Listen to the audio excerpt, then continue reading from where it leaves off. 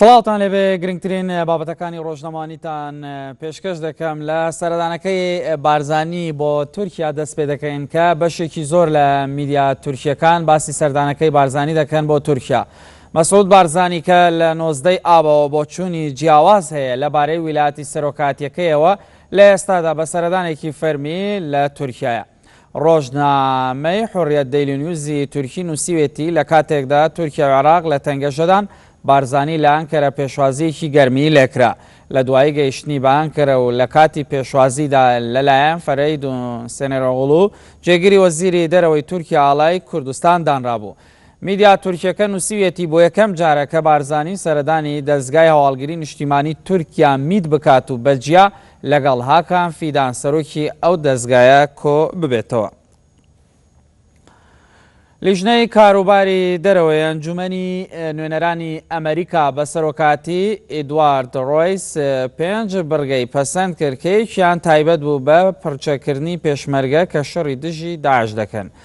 ئیدوارد ڕۆیس سەرۆکی لیژنەی کاروباری دەرەوە لە ئەنجومەنی نوێنەرانی ئەمریکا ڕایگەیاند ئەمڕۆ ئەم لیژنەیە هەنگاوگەلێکی گرنگ دێنێت بۆ ڕوبەڕووبوونەوەی هەڕەشەکانی داعش و ڕێکخراوە تیرۆریستیەکانی تر.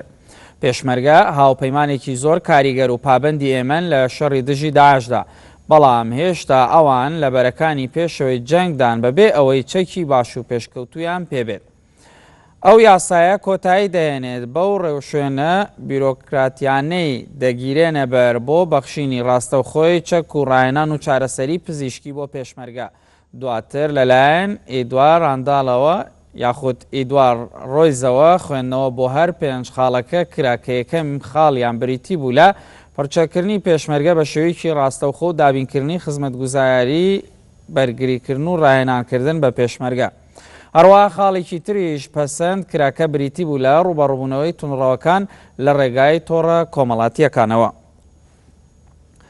لە ماڵپەڕی ABC بڵاو کراوەتەوە جەنگ و دابەزینی نرخی نەوت هەرێمی کوردستان دەخاتە قەیرانەوە لە کاتێکدا ئابووری ئەو هەرێمە لە ڕابردوودا لە ئاستێکی زۆر گەشەسەندوودا بوو.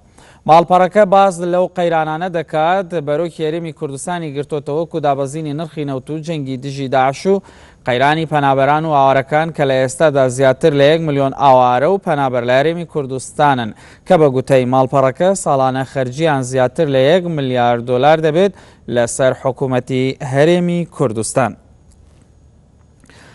لە ماڵپەڕی برێتبارت بڵاو کراوەتەوە تێت کرۆزی کاندیدی چاوەڕوانی کۆماریەکان بۆ سەرۆکاتی ئەمریکا ڕایگەیاند پێویستە هێزە کوردیەکان وەکو هێزی زەمینی خۆمان بەکاربهێنین. کرۆز ڕایگەیان لە ئێستادا لەوانەیە پێویست بکات هێزی تایبەتیش ڕەوانە بکەین بۆ یارمەتیدانی هێزە کوردیەکان. تێت کرۆز جەختی کردوتەوە لەوەی پێویستە پشتیوانی پێشمەرگە بکرێت و پڕچەک بکرێن. کاندیدا چاوەڕوانکراوەکەی سەرۆکاتی ئەمریکا ڕایگەیاندووە پێشمەرگە هێزی کاریگەرن لە ڕوبەڕووبوونەوەی داعش. گرنگترین بابەتەکانی ڕۆژنەمانین پێشکەشکردن باختەوەربن.